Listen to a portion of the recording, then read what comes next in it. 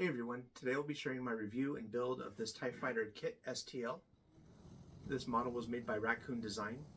I really enjoyed making this model and overall I give it an 8 out of 10.